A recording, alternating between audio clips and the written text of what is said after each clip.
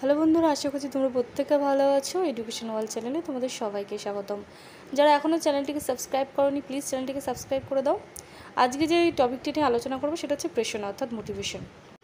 Interview বোর্ডে প্রায়শই এই ধরনের প্রশ্ন আলোচনা করা হয়। তাহলে চলো আর দেরি না করে শুরু করা যাক। প্রেরণা কাকে বলে? শ্রেণীকক্ষে আপনি একজন শিক্ষক হিসেবে কী করে প্রেরণার সৃষ্টি করবেন? কোনো লক্ষ্য অর্জনের জন্য ব্যক্তি যে আন্তরিক তাগিদ অনুভব করে তাকে বলে প্রেরণা।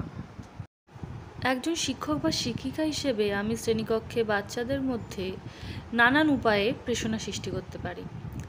সেগুলি হলো,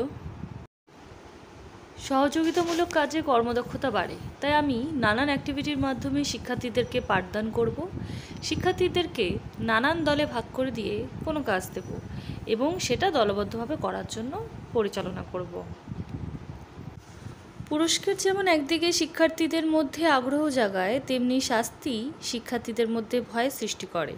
তাই শিক্ষককে খুব সতর্কভাবে শ্রেণীকক্ষ পরিচালনা করতে হবে। নিন্দার থেকে প্রশংসায় বেশি প্রেরণা সৃষ্টি হয়, তাই শিক্ষককে সবসময় হাসি মুখে এবং প্রশংসনীয় কথাবার্তা শিক্ষার্থীর সাথে করতে হবে। শ্রেণীকক্ষে প্রেরণা সৃষ্টি করতে সর্বদাই নতুনত্ব রাখতে হবে। মূল্যায়নের ব্যবস্থা রাখতে হবে। শিক্ষণ পদ্ধতি, শ্রেণী শৃঙ্খলা রক্ষার পদ্ধতি, সহানুভূতি, ভালোবাসা, সমস্যার সমাধান, এই সবই শ্রেণীকক্ষে প্রেরণা সৃষ্টিতে গুরুত্বপূর্ণ ভূমিকা গ্রহণ করে। ভিডিওটি ভালো লাগলে অবশ্যই একটা লাইক করে দিও এবং বন্ধুদের মাঝখানে শেয়ার করে দিও। আর যারা আমার চ্যানেলে নতুন এসেছো তারা প্লিজ চ্যানেলটিকে সাবস্ক্রাইব করে দাও এবং পাশে থাকা বেল আইকনটিকে প্রেস করে দাও অতি দ্রুত আপডেট পাওয়ার জন্য। এডুকেশন ওয়ার্ল্ডের তরফ থেকে সবাইকে বেস্ট অফ লাক। ভালো থেকো সবাই।